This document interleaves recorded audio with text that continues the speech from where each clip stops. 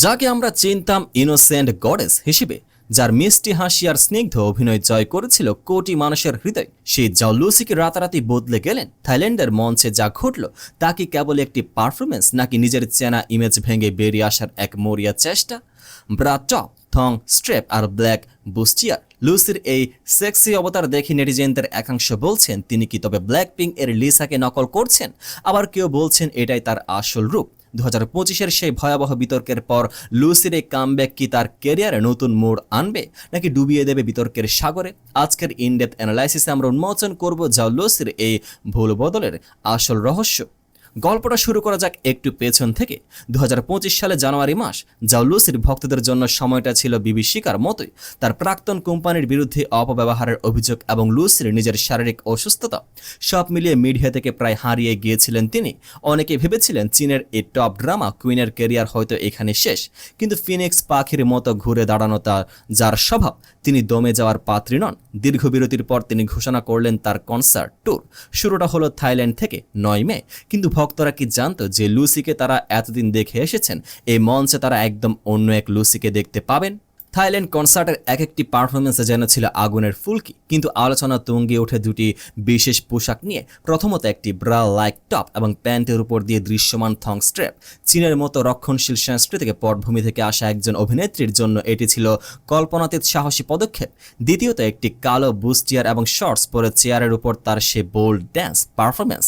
Social মিডিয়ায় দাবানলের মতো ছড়িয়ে পড়ে মন্তব্যগুলো। কে বলছেন যাও লুসি তো দেখি আস্ত এক সেক্সি ওয়াইল্ড ক্যাট, আবার কেউ প্রশ্ন তুলছেন চীনের মাটিতে কি তিনি এই সাহস দেখাতে পারতেন? অনেকে তো সরাসরি তুলনা টেনে এনেছেন ব্ল্যাক পিঙ্ক এর লিসার সাথে। তাদের দাবি লিসা যেভাবে বিশ্ব মঞ্চে নিজের ইমেজ ভেঙেছেন, লুসিও কি সেই একই পথ অনুসরণ করছেন? এটা কি নিছক ফ্যান সার্ভিস, নাকি নিজের পিওর ইমেজ থেকে মুক্তি পাওয়ার চাবিকাঠি? এখন প্রশ্ন হলো কেন 27 বছর বয়সী অভিনেত্রী হঠাৎ এই পথ বেছে নিলেন? বিশ্লেষকরা বলছেন জাও লুসি এখন আর সেই কিশোরী অভিনেত্রী নন, তার বয়স এখন 27। একজন প্রাপ্তবয়স্ক নারী হিসেবে নিজের ফ্যাশন সেন্স এবং স্টাইল নিয়ে এক্সপেরিমেন্ট করার পূর্ণ অধিকার তার আছে। তাছাড়া গ্লোবাল মার্কেটে নিজেকে প্রতিষ্ঠিত করতে হলে কেবল মিষ্টি মেয়ে ইমেজ দিয়ে পার পাওয়া কঠিন। থাইল্যান্ড, মালয়েশিয়া বা ম্যাকাও এর মতো আন্তর্জাতিক মঞ্চে তিনি সম্ভবত নিজেকে একজন ভার্সেটাইল পারফর্মার হিসেবে প্রমাণ করতে চেয়েছেন। তবে মুদ্রার উল্টো পিঠও আছে। চীনের নেটিজেনরা যারা তাকে গডেস অফ ইনোসেন্স মানে স্নিগ্ধতার দেবী হিসেবে দেখেন, তাদের জন্য পরিবর্তনটা হজম করা একটু কঠিন হয়ে দাঁড়িয়েছে। অনেকের এই প্রশ্ন, তার কি আদৌ কোনো গান আছে, নাকি কেবল খোলামেলা পোশাক আর ড্যান্স দিয়ে তিনি নজর কাটতে চাইছেন?